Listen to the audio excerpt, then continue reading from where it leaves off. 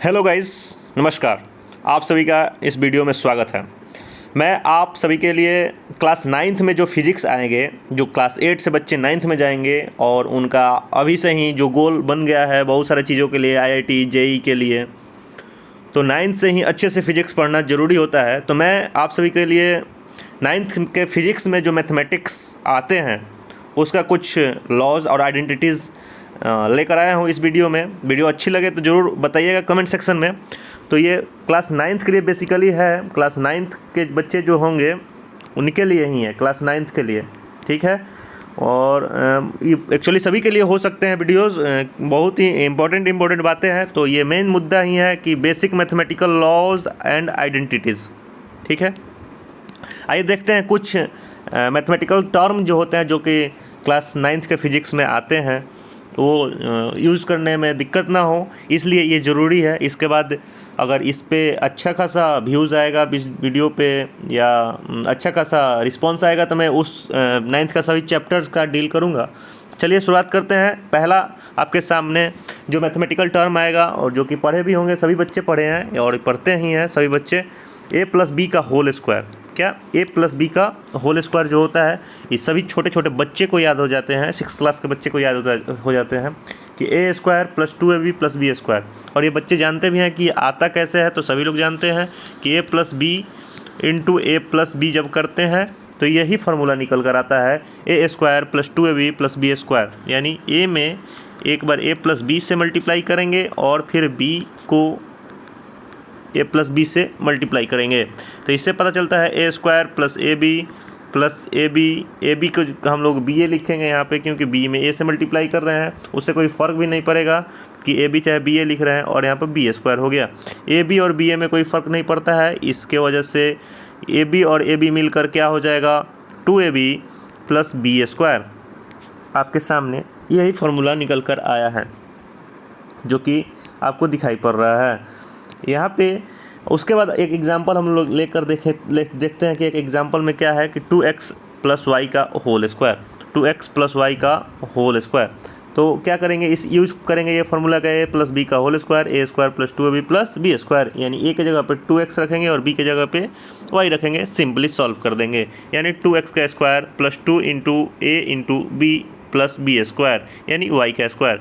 2x का square जब करेंगे तो क्या आ जाएगा 4x², और इसमें जब मल्टीप्लाई करेंगे 2 × 2x + y, 2 × 2x और y का मल्टीप्लाई जब करेंगे तो 2xy, और ये y में मल्टीप्लाई करेंगे तो y²। इस प्रकार से ये पहला फार्मूला हुआ। इसी के साथ एक दूसरा फार्मूला आ जाएगा, बेसिक फार्मूला आएगा। उस फार्मूला को हम लोग बोलेंगे a - b का होल स्क्वायर।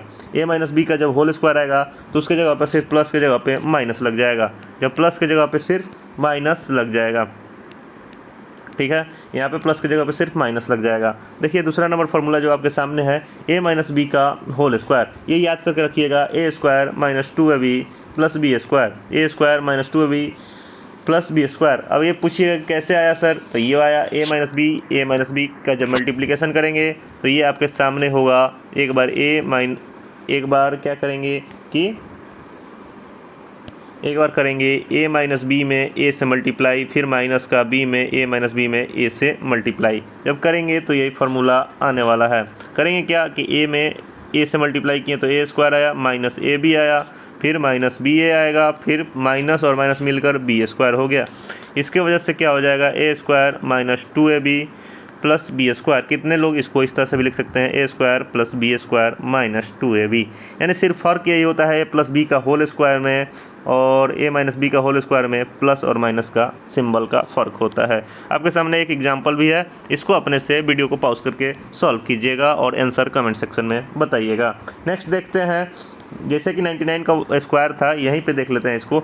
99 का स्क्वायर जो था, तो 99 को स्क्वायर निकालना, तो इसको जगह पे हम लोग 100 - 1 का होल स्क्वायर निकाल सकते हैं ईजिली। इसके वजह से तो इसको आपको सॉल्व करना है और सॉल्व करके कमेंट सेक्शन में रिप्लाई देना है, जवाब देना है। देखेंगे तीसरा नंबर का फार्मूला क्या होगा, a + b a - b। सभी बच्चे को याद हो जाना चाहिए, ये फार्मूला बहुत ही इंपॉर्टेंट है, हर सेगमेंट में आता है। a + b और a - b का फार्मूला जो है हर सेगमेंट में आता है। क्या होता है a² - b², यानी एक बार जोड़ेंगे और एक बार घटाएंगे। ये बहुत ही ईजी होता है और बहुत इंटरेस्टिंग होता है, सबसे ज़्यादा यानी बहुत ही ज़्यादा यूज होने वाला मोस्ट यूज़ होता है इसका, सबसे ज़्यादा से ज़्यादा यूज होता है ये formula a minus B A plus B का।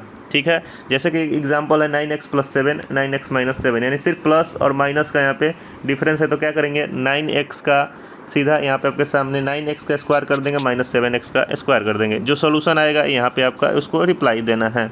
ठीक है, आगे देखते हैं नेक्स्ट 4 नंबर फार्मूला आपके सामने है, जो कि बहुत ही बेसिक है और बहुत ज़रूरी है।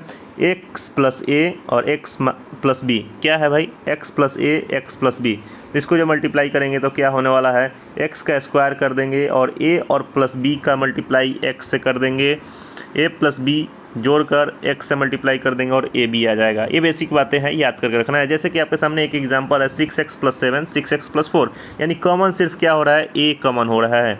कॉमन मतलब दोनों में सेम क्या हो रहा है, a 6x हो रहा है। तो इसको क्या करेंगे कि सिर्फ आपके सामने दिखाई पड़ रहा है कि 6x का स्क्वायर कर देंगे और क्या करेंगे भाई, और करेंगे आपके सामने a प्लस बी करेंगे, a प्लस बी मतलब 7 प्लस 4 करेंगे तो कितना हो जाएगा 11, और उसके साथ x का मल्टीप्लाई कर देंगे। x का मल्टीप्लाई क्या है भाई, तो x का मल्टीप्लाई 6 है, तो 6 से मल्टीप्लाई कर देंगे 6x। उसके बाद क्या करेंगे भाई, a b मल्टीप्लाई कर देंगे, a b यानी इन 6 और आपके सामने जो है क्या होने वाला 7 और 4 का मल्टीप्लाई कर देंगे, 7 और 4 का मल्टीप्लाई कितना हो जाएगा 88। इस प्रकार से ये क्या हो जाएगा 36 का स्क्वायर प्लस 66x प्लस 28। इसको अगर सॉल्व भी करेंगे बच्चों की तरह तो बच्चों की तरह भी सॉल्व हो जाएगा। जैसे कि बच्चों की तरह किस तरह से सॉल्व करते हैं, x में जैसे कि आपके सामने ये वाला सोल्यूशन मैं कर रहा हूँ, इस क्वेश्चन का सोल्यूशन कर रहा हूँ 6x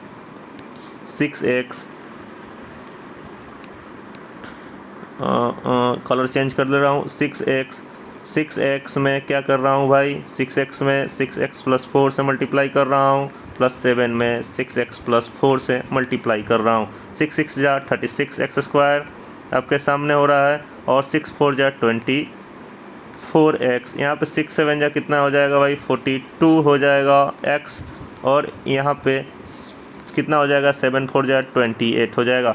यहीं पे आपके सामने दिखाई पड़ रहा है, क्या दिखाई पड़ रहा है, यहाँ पे दिखाई पड़ रहा है 36x स्क्वायर और 24 और 42 कितना हो जाता है 66x, और यहाँ पे कितना हो जाएगा 28। देखिए डायरेक्ट यहाँ पे टाइम लगेगा, इसलिए ये डायरेक्ट फार्मूला याद करके रखिएगा। कौन सा फार्मूला है भाई, फार्मूला आपके सामने दोस्तों यहाँ पे दिखाई दे रहा है। कौन सा फार्मूला दिखाई दे रहा है, एक्स स्क्वायर।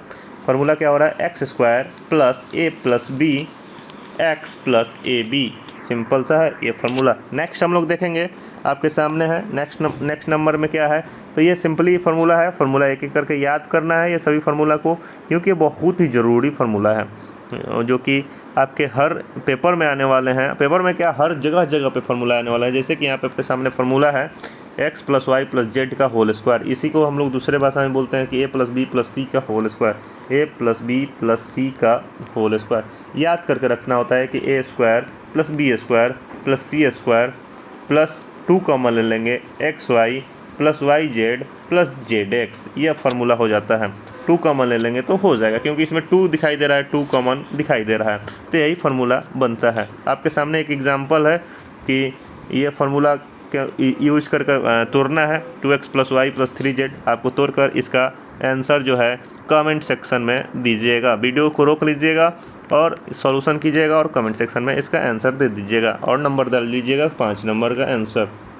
नेक्स्ट देखते हैं हम लोग, नेक्स्ट में क्या है, a प्लस बी का होल क्यूब। बहुत सारे बच्चे जानते भी हैं, बहुत सारे बच्चों को याद भी रहता है, जो कि ज़रूरी भी है, याद रखना ज़रूरी है। जैसे कि a प्लस बी का होल क्यूब, तो बहुत सारे इसको लिखते हैं x प्लस वाई का होल क्यूब। तो याद करके रखना है कि a cube plus 3a square plus 3a cube plus 3a square b plus 3ab square plus b Q.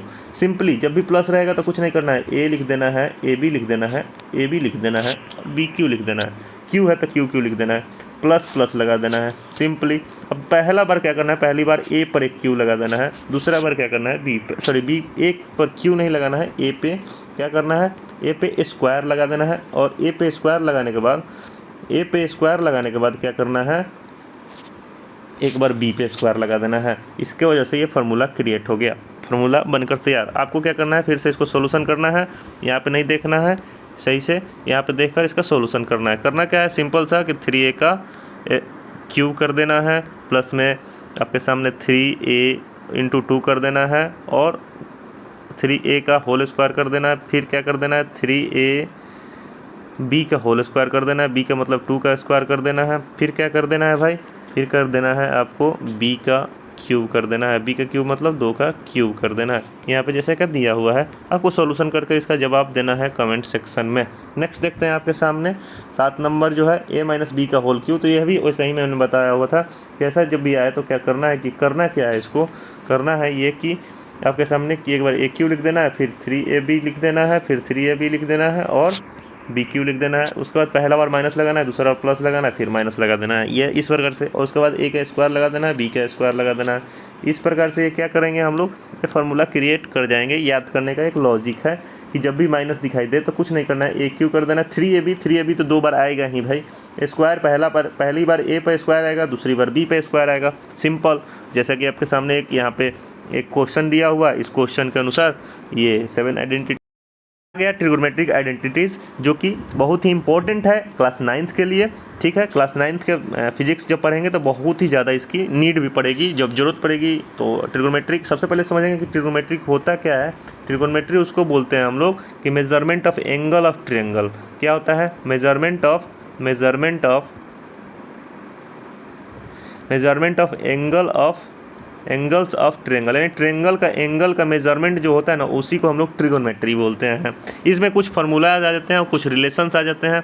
जैसे कि रिलेशंस क्या हो जाता है, जैसे कि आपके सामने पता भी होगा कि तो अब ट्रायंगल कौन सा ट्रायंगल, ये बात आएगा कि सर कौन सा ट्रायंगल, तो ट्रायंगल जो बनेगा वो राइट एंगल ट्रायंगल बनेगा। और राइट एंगल ट्रायंगल में जो होता है यहाँ पे 90 डिग्री बनता है, आपको पता है कि यहाँ पे 90 डिग्री बनता है। ठीक है, अब 90 डिग्री बनता है तो उसके सामने वाला जो एंगल होता है, उसके सामने वाला जो साइड होता है उसको हाइपोटेनियस बोलते हैं। क्या बोलते हैं उसको, हाइपोटेनियस बोलते हैं, सामने वाला साइड होता है। और उसके जस्ट साइड वाला जो होता है परपेंडिकुलर, और उसके नीचे वाला बेस होता है। और हम लोग को पता है कि क्या बोलते हैं, पाइथागोरस थ्योरम के अनुसार क्या बोला गया है, पाइथागोरस थ्योरम में बोला गया है कि h यानी h का स्क्वायर जो होता है p के स्क्वायर प्लस b के स्क्वायर के बराबर होता है।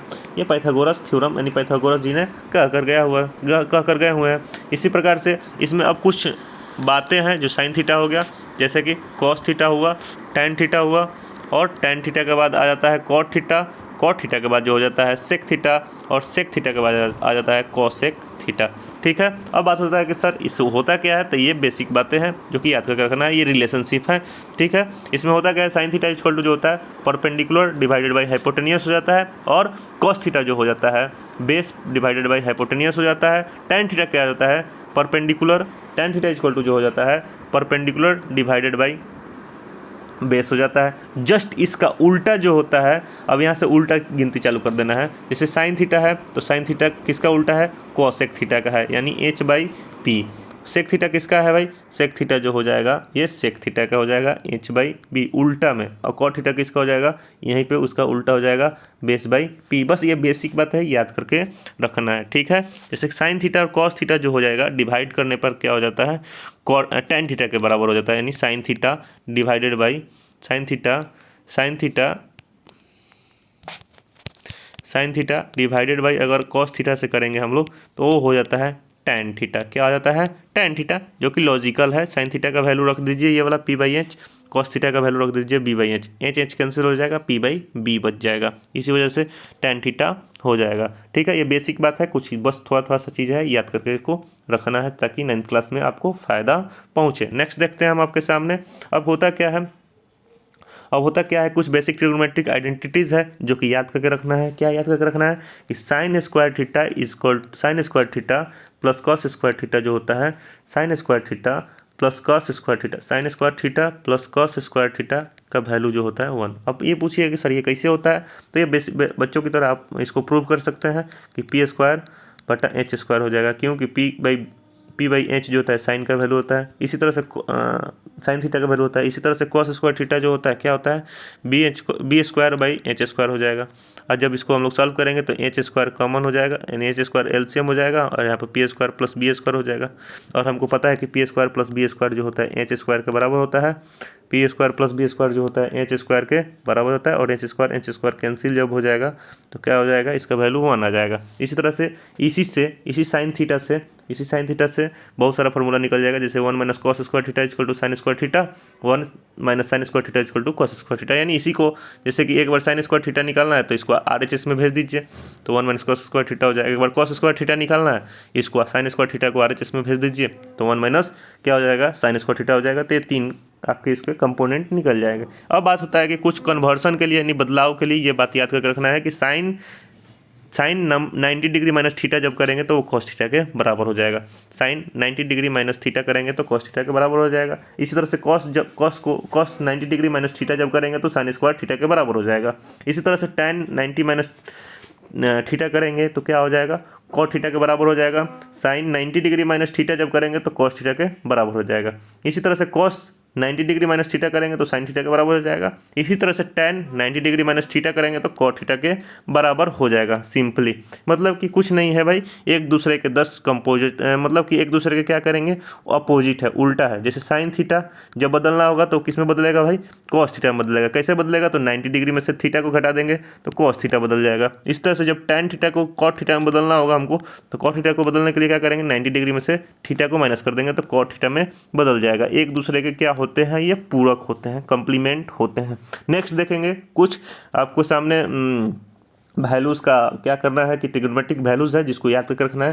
जैसे साइन थीटा है तो थीटा की जगह पर जब 0 डिग्री रखेंगे, क्या रखेंगे, थीटा की जगह पर जब 0 डिग्री रखेंगे तो उसका वैल्यू 0 हो जाता है। कॉस थीटा यानी कॉस थीटा यानी कॉस 0 का जब वैल्यू रखेंगे तो उसका वैल्यू 1 हो जाएगा। इसी तरह से tan थीटा उसका tan 0 जब रखेंगे तो 1 हो जाएगा। क्या हो जाएगा, 1 हो जाएगा। अगर साइन 30 रखेंगे तो उसका वैल्यू होता है 1/2। अब इसको ग्राफिकली रिप्रेजेंट करके बताना होता है, जो कि 11th क्लास में आप लोगों को जानना होता है कैसे आया, ठीक है ना। ये ग्राफ से ही बताया जाता है, ग्राफिकली 11th क्लास में पता चल जाता है इजीली, ठीक है। बस ये बातें जो है कुछ आपको याद करके रखना है, क्योंकि वैल्यू पुटिंग कर करके इसका वैल्यू पुटिंग कर करके ज़रूरत पड़ती है। जब फिजिक्स पढ़ते हैं तो उसमें ज़रूरत पड़ती है वैल्यू, ठीक है ना। कि साइन 30 का वैल्यू कितना हो जाएगा, 1/2। साइन 45 का वैल्यू कितना हो जाएगा, 1/√2। और साइन 60 का वैल्यू कितना हो जाएगा, √3/2।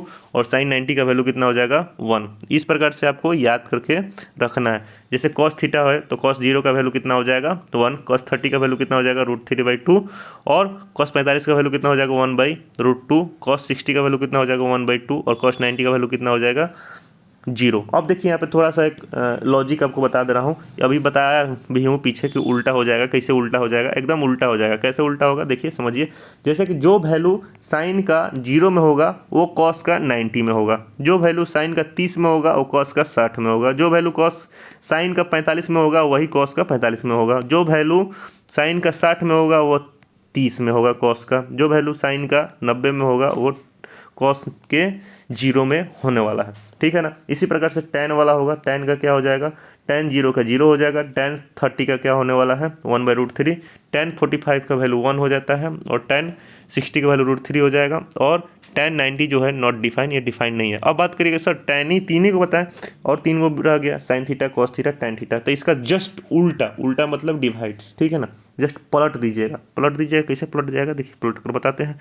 जैसे कि अब क्या होगा, tan थीटा के जस्ट नीचे में क्या हो जाएगा, कॉट थीटा हो जाएगा। क्या हो जाएगा, tan थीटा के जस्ट नीचे में क्या हो जाएगा, कॉट थीटा हो जाएगा। जैसे कि मैं यहाँ पर लिख दे रहा हूँ कॉट थीटा, जस्ट उसके नीचे में क्या हो जाएगा, सेक थीटा। और जस्ट उसके नीचे में क्या हो जाएगा, कॉसेक थीटा। सबका वैल्यू सेम होगा, बस क्या करना है कि उल्टा कर देना। उल्टा का मतलब कि जैसे कॉसेक थीटा का वैल्यू मैं लिख दे रहा हूँ, तो कॉसेक थीटा 0 है तो 0/1 है तो 1/0 कर दीजिएगा, ठीक है। और यहाँ पे इसका क्या हो जाएगा, 2/1 हो जाएगा। इसके बाद क्या हो जाएगा, इसका √2 हो जाएगा। और ये क्या हो जाएगा, 2/√3 हो जाएगा। और ये क्या हो जाएगा, 1/1 करेंगे तो 1 ही होने वाला है, ठीक है।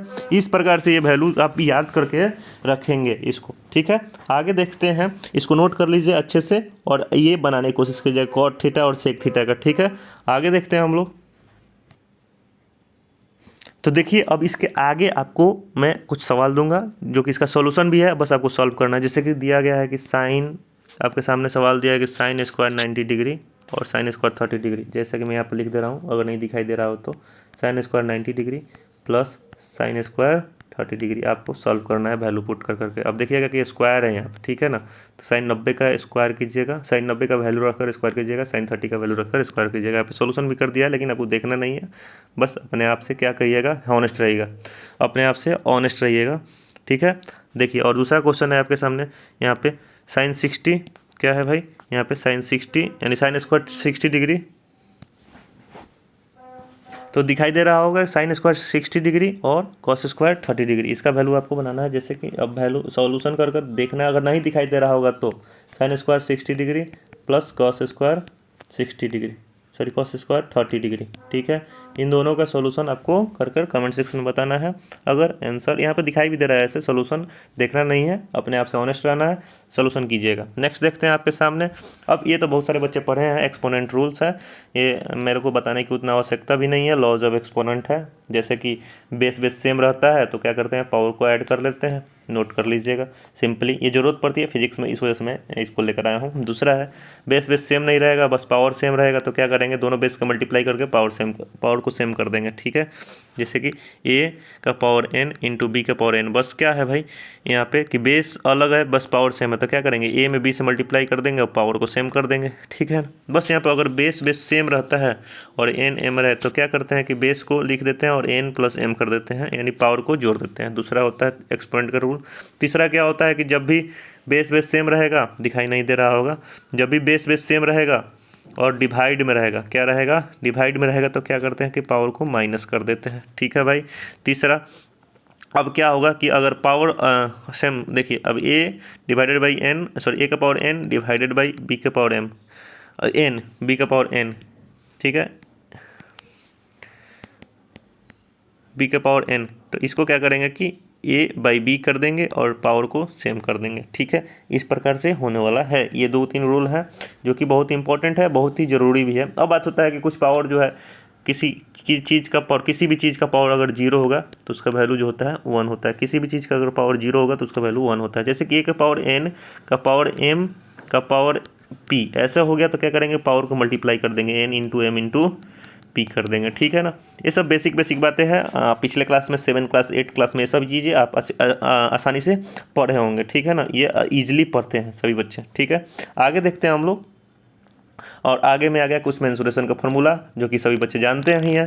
मेंसुरेशन का फार्मूला ये मैं बस एक आपको रिमाइंड कर दे रहा हूँ कि ये सभी चीज़ें आएंगी क्लास 9th के फिजिक्स में। ठीक है ना, वॉल्यूम किसका, क्यूबाइड का वॉल्यूम, क्यूबाइड का वॉल्यूम सभी बच्चे जानते हैं। क्यूबाइड का वॉल्यूम क्या होता है, LBH होता है, L into b into h, L into b into h. ठीक है, इसी प्रकार से हो जाएगा L into b into h. ठीक है, L into b into h. दूसरा हो गया सरफेस एरिया। सरफेस एरिया मतलब टोटल सरफेस एरिया जो होता है, तो क्या करते हैं हम लोग, 2 into LB plus BH plus LH, ये फार्मूला होते हैं।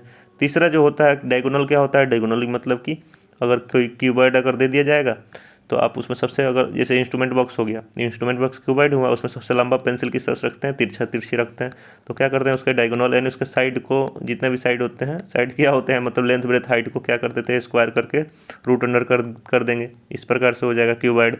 इसी प्रकार से क्यूब का होता है, तो क्यूब का सिंपल सा है एल, सभी जहाँ जहाँ LBH है उसके सभी जगह पे LL लिख देंगे। तो LL जब लिखेंगे तो क्या हो जाता है कि LQ हो जाता है वॉल्यूम, वॉल्यूम जो होता है LQ हो जाता है, टोटल सरफेस एरिया जो हो जाता है 6L² हो जाता है, ये TSA हो जाता है, और क्या हो जाता है भाई, और इसका डायगोनल जो होता है √3A हो जाता है, √3A हो जाता है इसका डायगोनल क्यूब का।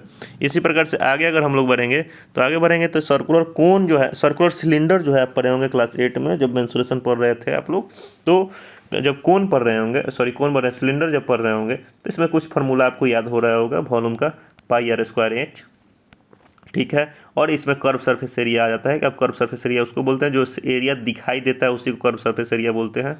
ठीक है, और उसका जब कर्व सरफेस एरिया निकालना सीखते हैं तो 2πrh हम लोग जानते हैं। ठीक है, आगे देखते हैं इसका TSA जो होता है total surface area. Sir TSA क्या होता है, टोटल सरफेस एरिया उसको बोलते हैं जो दिखाई भी नहीं देता है, जैसे इसमें नीचे वाला चीज़ नहीं दिखाई दे रहा है, इसका भी वॉल्यूम हम लोग एरिया निकालते हैं। ऊपर वाला चीज़ भी नहीं दिखाई देता, इसका भी एरिया हम लोग निकालते हैं।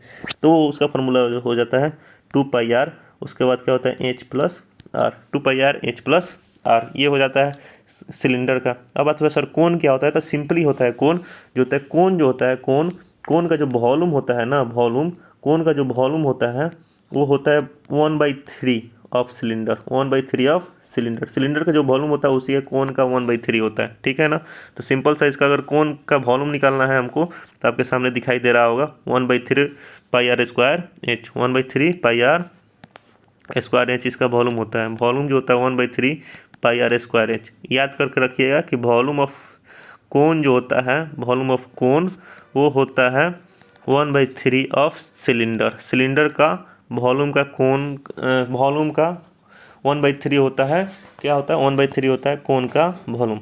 ठीक है। कर्व सरफेस एरिया क्या होता है, कर्व सरफेस एरिया क्या होता है, तो कर्व सरफेस एरिया, इसमें का जो सरफेस एरिया दिखाई देता है वो कर्व सरफेस एरिया होता है पाई आर एल। अब इसमें आएगा कि सर एल क्या होता है, पाई आर एल जो होता है कर्व सरफेस एरिया होता है। अब इसमें जो एल जो होता है वो स्लैंट हाइट होता है, क्या होता है स्लैंट हाइट। अब स्लैंट हाइट क्या होता है, तिरछी ऊंचाई होता है। तिरछी ऊंचाई मतलब जो ये वाला ऊंचाई, जैसे कि एक कोण आपके सामने ये बन गया, कोण का जो ये वाला ऊंचाई है ना, तिरछी वाला ऊंचाई, ये जो होता है स्लैंट हाइट होता है, जिसको एल से हम लोग दिखाते हैं। ठीक है ना। अब बात होता है कि टोटल सरफेस एरिया क्या होता है।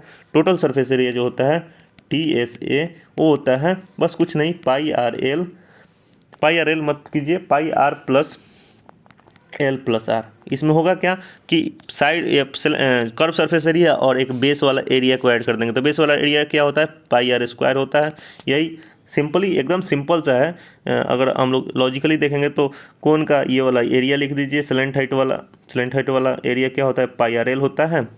और कोन का जो नीचे में बेस में जो क्या होता है, सर्कल होता है। कोन का बेस में जो सर्कल होता है उसका आप एरिया को ऐड कर दीजिए। जब एरिया को ऐड करेंगे तो वही एरिया क्या आने वाला है, pi R into L plus R. ठीक है, याद कर जाइए इस प्रकार से। अब नेक्स्ट देखते हैं स्फेयर। स्फेयर क्या होता है भाई, देखिए बहुत सारे बच्चे को स्फेयर और सर्कल में डिफरेंस ही नहीं पता है। स्फेयर जो होता है फुटबॉल होता है, क्या होता है फुटबॉल। एक एग्जाम्पल दे रहे हैं, फुटबॉल हो गया, ठीक है ना, फुटबॉल हो गया। ठीक। अब स्फेयर का जो वॉल्यूम क्या होता है, 4/3 पाई आर क्यूब होता है। ठीक है, याद करके रख जाइएगा। और सरफेस एरिया क्या होता है, इसमें सरफेस एरिया ही होता है, surface area total surface area ही होता है, क्योंकि इसमें सभी चीज़ दिखाई देता है, 4 पाई आर स्क्वायर होता है। अब इसी का स्फेयर से क्या बन जाएगा, हिमिस्फेयर बन जाएगा। क्या बन जाएगा, इसी से एक हिमिस्फेयर बन जाएगा। अब हिमिस्फेयर क्या होता है, उसको हम लोग अर्धगोला, हिंदी में अगर इसको बोला जाएगा तो गोला बोलते हैं हम लोग, ठीक है ना, गोला। अब इसी से एक क्या बन जाएगा, हिमिस्फेयर। हिमिस्फेयर कैसा हो जाता है भाई, तो हिमिस्फेयर जो होता है आधा हो जाता है, देखे कि आपको दिखाई दे रहा है। इसमें क्या करेंगे, सब चीज़ आधा आधा कर देंगे, जैसे 2/3 हो जाएगा। 2/3 कैसे हो गया, तो 2/3 नहीं हो जाएगा। इसका हिमिस्फेयर का जो वॉल्यूम जो होगा, जैसे कि यहाँ पे हुआ है 4/3 पाई आर क्यूब, इसको 2 से डिवाइड कर देंगे तो 2/3 हो जाएगा, जैसे कि 2/3 यहाँ पे हो गया। ठीक है। कर्व सरफेस एरिया इसमें दिखाई देगा, क्योंकि एरिया सिर्फ ऊपर वाला ही दिखाई देगा, कर्व सरफेस, इसलिए 2 पाई आर स्क्वायर हो जाता है। और टोटल सरफेस एरिया क्या हो जाता है, 2 pi R square. 2 pi R square, एक नीचे जो सर्कल यहाँ पे बन रहा है, ठीक है ना, जब कटोरा एक देख लीजिएगा नीचे सर्कल बनता है, वो पाई आर स्क्वायर, इसको ऐड कर देंगे तो क्या आ जाता है, पाई आर स्क्वायर में 3 पाई आर स्क्वायर। इसका क्या होता है, टोटल सरफेस एरिया होता है। बस यही थोड़ा सा आप सभी चीज़ों को याद करके रखिएगा। और ये सभी वीडियोस को स्लो करके आप देख सकते हैं, और वीडियोस को पॉज कर करके देख सकते हैं, ताकि आपको नोट करने में कोई दिक्कत ना हो। नोट कर लीजिएगा कॉपी में, और जो जो चीज़ें आपसे पूछा गया उसको कमेंट सेक्शन में जवाब देने की कोशिश कीजिएगा। चलिए मिलते हैं नेक्स्ट वीडियोज़ में। कैसा रिस्पॉन्स आ रहा है मैं देखता हूँ आप सभी का कमेंट। अगर कुछ कमेंट कर रहे हैं तो बहुत बहुत शुक्रिया।